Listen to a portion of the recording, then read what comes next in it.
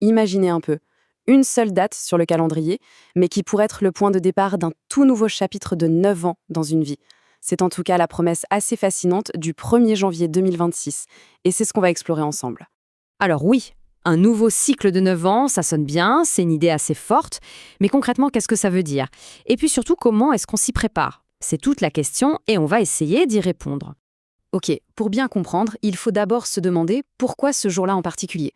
Pourquoi est-ce qu'on parle de portail? Eh bien, d'après la source qu'on analyse, tout part de la puissance des chiffres, de la numérologie et même des alignements cosmiques. Alors, tout part de l'année elle-même, 2026. Ce n'est pas un choix anodin. Sa signification viendrait de sa vibration numérique. C'est tout simple en fait, on prend les chiffres de l'année. 2 plus 0 plus 2 plus 6 et ça nous donne 10. Et en numérologie, le 10, eh bien, c'est un nombre qu'on réduit encore. 1 plus 0, ça fait 1.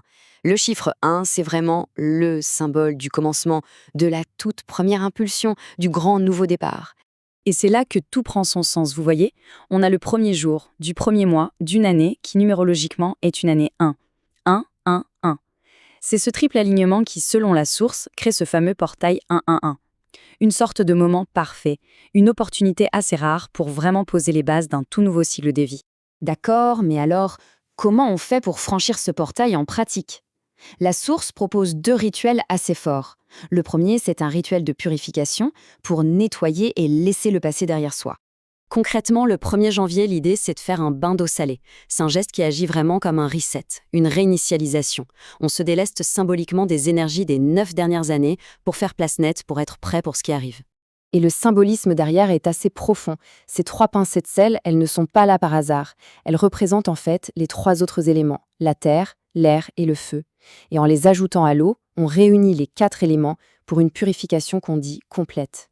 Il y a un autre élément crucial, la parole. La source insiste beaucoup là-dessus en citant cette phrase bien connue. Au commencement était le verbe. L'idée, c'est que les mots qu'on prononce à voix haute, nos intentions, eh bien, ils ont un vrai pouvoir de création pour le cycle qui s'ouvre. Bon, une fois qu'on a fait ce nettoyage, le terrain est prêt, en quelque sorte. On passe alors au deuxième rituel. Et là, on n'est plus dans la purification, on est dans la construction.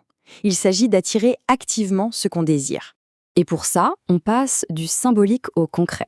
On prend une feuille de papier, on dessine un triangle. Aux 3 coins, on écrit le chiffre 1. Et à l'intérieur, on écrit son intention principale, son grand objectif pour les 9 prochaines années. Ça peut être l'amour, la santé, la sagesse, l'intention qui compte. Et le choix du triangle et du chiffre 3, bien sûr, n'est pas un hasard non plus. Dans beaucoup de traditions spirituelles, le 3, c'est le chiffre de la création. C'est une manière de puiser dans ce que la source décrit comme une sorte de loi universelle. Mais attendez, ce n'est pas fini. Pour donner un maximum de puissance à cette intention écrite, le rituel va utiliser un amplificateur cosmique, la superlune. Oui, parce que le 3 janvier 2026, on aura une superlune. C'est le moment où la Lune est au plus près de la Terre.